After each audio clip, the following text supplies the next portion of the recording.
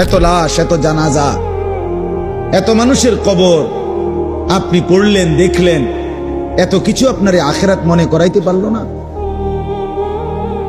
এত কিছু আপনার কবর মনে করাইতে পারলো না? আহা, আপনি তো বড় পাষাণ, আপনি তো বড় শক্ত মানুষ। আল্লাহ মাফ করে দেন। একটা নারী দরকার, এই তো না? নারীর প্রতি আগ্রহ আছে, মহব্বত আছে, আকর্ষণ আছে, ভালো কথা। এটা পূরণের জন্য আল্লাহ স্ত্রী যথোপযুক্ত সময়ে ইন্তজাম করেছে। মানুষ এক নিঃশ্বাস পানি সময়ের আগে পান করতে পারে না। কথা বোঝেন না? কত জায়গায় আমগো তুমি, কত জায়গায় কত বার্তা ইন্দাত হই, সারা দিন বয়ান কইরাও আমি অনেক সময় আছে হোটেলে গিয়ে ভাত খেয়েছি, সময় মিলাইতে পারছি না। হোটেলে সুখের সাগরে যে ভাসতেছে সেও মরে যাবে, দুঃখের পাহাড়ে যে সেও মরে যাবে, ঠিক না? জীবনে কোনোদিন দুঃখ ছাড়া সুখ দেখে নাই যে তারও মৃত্যু হবে। জীবনে কোনোদিন এক সেকেন্ডের জন্য যার কোনো দুঃখ নাই সেও মরে যাবে, মরে যাবে। এই হাসিও স্থায়ী না, এই কান্নাও, কথা বলেন না,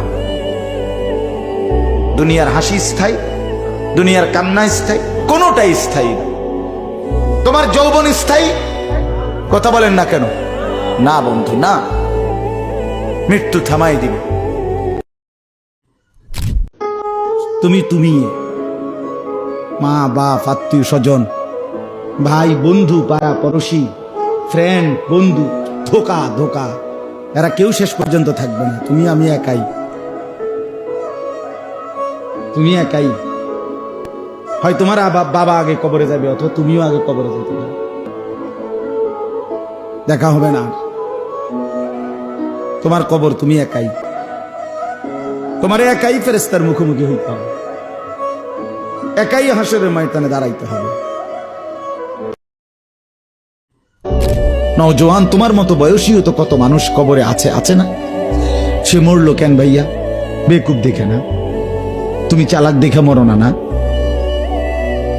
সে বুঝে নাই দেখে মরে গেছে নাকি? তো মালিক দয়া করেছে বলেই তো আমি আর আপনি এখনো বেঁচে আছি। মালিকের সিদ্ধান্তের এক সেকেন্ড আর পৃথিবীতে আল্লাহর ফয়সালা চলে আসলে, মালাকুল মউত চলে আসলে, এরপর এক সেকেন্ড থাকার সুযোগ মিলবে তো? আমি অনুরোধ করছি বাপ, নওজোয়ান, তোমাদেরকে এই বন্ধু বললাম, তোমরা যারা সকাল থেকে রাত 2টা 3টা পর্যন্ত মোবাইলে উলঙ্গ ছবি দেখো, নর্তকীর নাচ দেখো, সারা পৃথিবীর নারীর ছবি দেখো, অচিরেই বিশ্বাস করো পবিত্র নারী পেতে তোমার জন্য কষ্ট হবে। মনে রাখো, এই ঋণ শোধ করতে হবে। হ্যাঁ, তখন বুঝবা ভাইয়া। এমনি মানুষের বেডি সাউন্ড আর ঘরের বেডি যদি অসৎ হয়, তখন টের পাইবা দুনিয়া কারে কয় আর জাহান্নাম কারে কয়। কবরের কথা তাইলে আর মনে পড়বে না, আল্লাহর স্মরণ তাইলে আর আসবে না, গুনাহ আর ছাড়বা না তাইলে।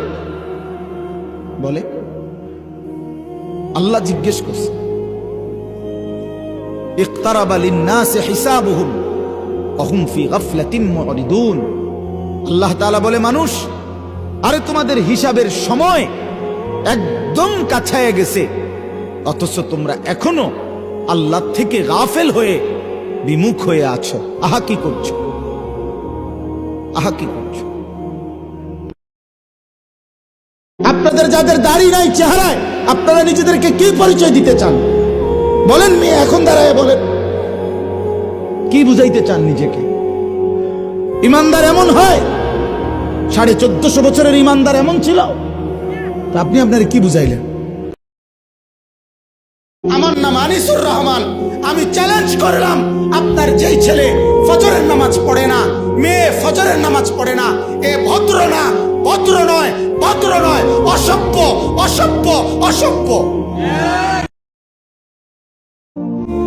গভীর রাতে আইসো বান্দা, চোখের এক ফোঁটা পানি দিও আমারে, আমি পুরা ধুয়ে মুছে সাফ করে দেব। এক ফোঁটা পানি দিয়েই 90 বছর মাফ করে দেব। সাগর পানি লাগবে না, মোটরের পানি লাগবে না, এক ফোঁটা চোখের পানি অনুতপ্ত লজ্জিত হয়ে এক ফোঁটা পানি দিও আমারে, আমি এক ফোঁটা পানি দিয়ে জিন্দেগির গুনাহ সাফ